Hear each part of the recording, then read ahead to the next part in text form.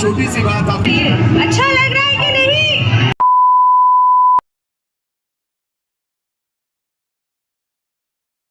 কলকাতায় বসে গেছে রাজস্থানী মেলা মারওয়ারি সংস্কৃতি মঞ্চ।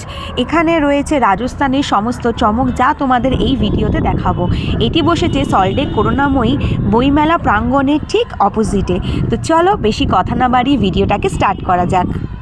তোমাদের সবাইকে জানাই a big welcome to Aizawl world. যারা নতুন চ্যানেলটি অবশ্যই সাবস্ক্রাইব করে রাখো। কলকাতায় প্রথমবার বসলো এই মরুধর মেলাটি, যা রাজস্থানের সমস্ত সংস্কৃতিকে তুলে ধরেছে।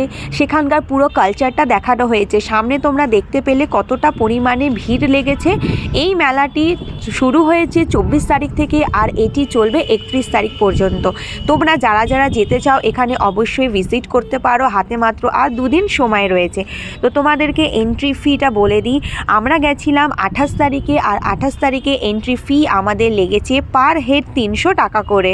সামনে সোজা লাইন ধরে আমরা ভিতরে চলে আসলাম, আর এই হলো পুরো মেলা প্রাঙ্গণটা।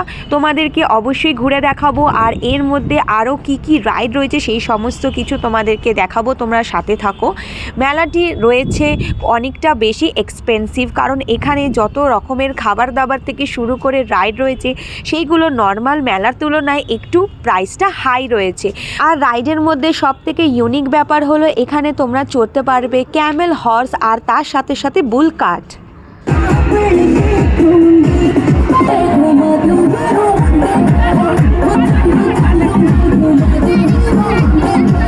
এখানে রাজস্থানী ট্রেন্ড থেকে শুরু করে ওদের যে ট্রেডিশনাল ডান্স সেই ফর্মটাকে খুব সুন্দর করে তুলে ধরা হয়েছে। আর যে ইন্টারেস্টিং জিনিসটা দেখতে পেলাম সেটা হচ্ছে পুতুল নাচ।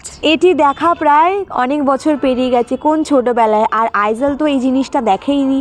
তো এত বছর পর ছোটোবেলার স্মৃতিকে সামনে দেখতে পেয়ে কতটা বেশি এক্সাইটেড লাগছে সেটি মুখে বলে ভাষায় প্রকাশ করা যাবে না।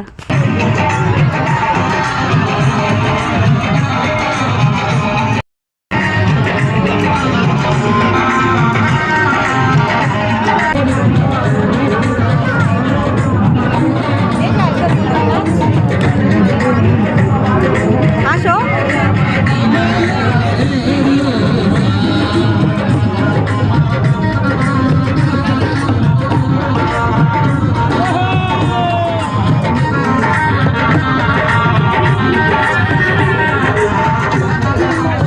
তো পুতুল নাচটা দেখে কেমন লাগলো, আর ছোটোবেলায় কারা কারা পুতুল নাচ দেখেছো সেগুলো আমাকে কমেন্টে জানাবে। এখানে ছোটোখাটো কিছু কাপড়ের শপ বসেছে, আর তার সাথে সামনে হচ্ছে খুব সুন্দর একটা ফাংশন।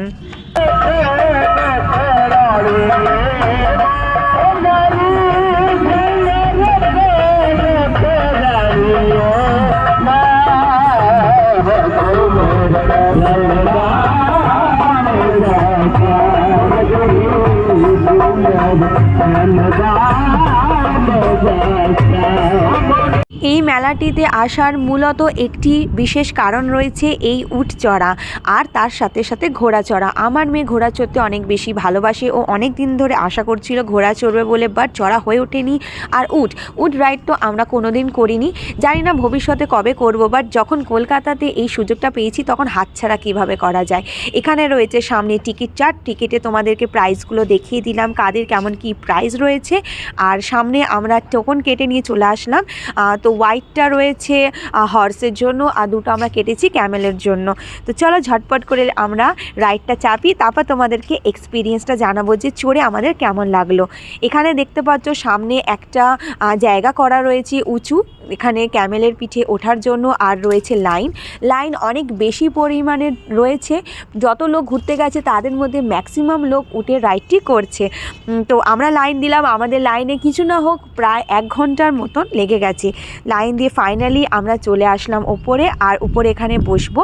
তো যেহেতু আমাদের কাছে 2টো টোকেন ছিল, আইজলকে তার মধ্যে ওরা ইনক্লুড করেনি, তো যে কোনো দুজনকে অ্যালাউড করেছে, তাই জন্য আমি আর আইজল আমরা দুজন এখানে উঠের পিঠে বসে গেলাম। এত সুন্দর একটা এক্সপিরিয়েন্স যেটা তোমাদেরকে বলে বোঝাতে পারবো না, আর এত ভালো লাগছিল। তার সাথে সামনে দুর্দান্ত পরিমাণে সুন্দর সুন্দর গান চলছিল, মানে ভাইবটা এত সুন্দর আসছিল যে বলে তার এক্সপিরিয়েন্সটা বোঝানো যাবে না।